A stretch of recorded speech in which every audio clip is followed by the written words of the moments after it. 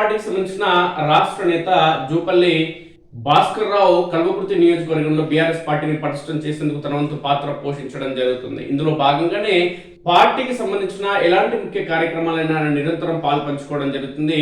జూపల్లి భాస్కర్ రావు పార్టీకి సంబంధించి నియోజకవర్గ స్థాయి కార్యక్రమాలు పెద్దవి ఏవి నిర్వహించినా ఆ కార్యక్రమాల్లో ఆయన ఖచ్చితంగా హాజరు కావడం జరుగుతుంది. అదేవిధంగా గ్రామాన తండాల్లో పార్టీని పటిష్టం చేసేందుకు తన వంతు పాత్ర పోషించడం జరుగుతుంది.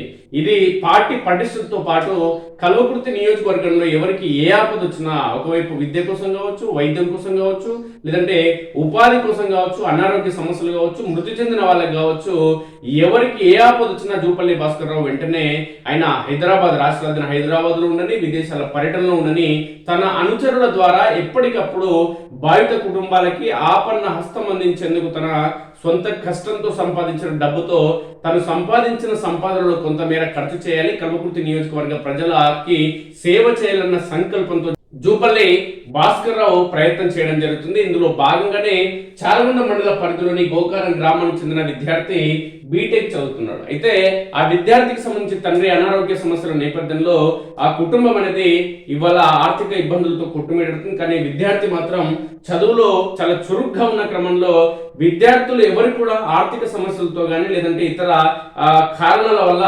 ఎవరైతే చదువులో ముందు వరుసలో ఉన్నటువంటి విద్యార్థులు ఎవరైతే ఉన్నారో వాళ్ళు ఖచ్చితంగా ముందుకు వెళ్ళాలి తప్ప ఇది ఆర్థిక ఇబ్బందులతో వెనుకడుగు వేసే ప్రసక్తి లేదు. కల్వకుర్తి నియోజకవర్గంలో ఏ ఒక్క విద్యార్థి కూడా చదువుకు దూరం కావద్దు అన్న సంకల్పంతో జూపల్లి భాస్కర్ రావు తను ఆర్థిక సాయం అందించడం జరిగింది.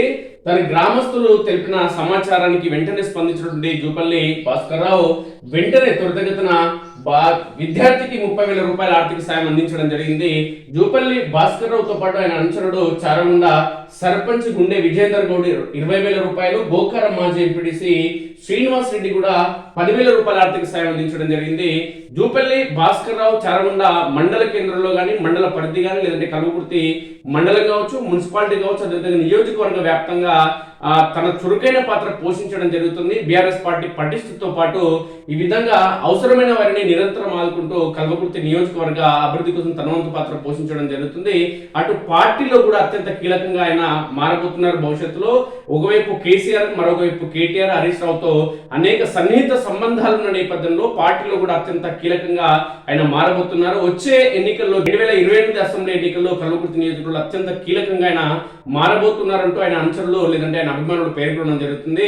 జూపల్లి భాస్కర్ రావు లాంటి నాయకులు, సేవా తాత్పరులు, సమాజం కోసం పాటుపడే వ్యక్తులు ఎవరైతే మృతి చెందిన పేద కుటుంబాలు ఉంటాయో వాళ్ళ కుటుంబ సభ్యులకు ఆర్థిక సాయం అందించడమా, విద్యార్థుల చదువు కోసం డబ్బు కేటాయించడమా, రైతన్నులు ఎవరికైనా ఆపదొస్తే వారిని ఆదుకోవడమా, లేదంటే పెళ్లిళ్ల కోసం కూడా ఆర్థిక సాయం అందిస్తున్నటువంటి జూపల్లి భాస్కర్ రావు లాంటి వ్యక్తులు కల్వకుర్తి నియోజకవర్గంలో రాజకీయాల్లో మరింత కీలకమైన పాత్ర పోషించాల్సిన అవసరం ఉంది. ఇలాంటి నేతలు పార్టీ కోసం బలంగా పనిచేస్తే టీఆర్ఎస్ పార్టీ అభ్యర్థి వచ్చే ఎన్నికల్లో గెలిచేందుకు అవకాశం ఉంటుంది. కాబట్టి పార్టీకి అండాదండగా ఉండాల్సినటువంటి జూపల్లి భాస్కర్ రావు మరింత కీలకంగా వ్యవహరించాలి. కల్వకుర్తి నియోజకవర్గం మరింత సమయాన్ని కేటాయించి కార్యకర్తలకు మరింత అందుబాటులోకి వచ్చి పార్టీని మరింత పటిష్టం చేయాలంటూ ఆయన అభిమానులు, కార్యకర్తలు ఈ సందర్భంగా కోరుకోవడం జరుగుతుంది.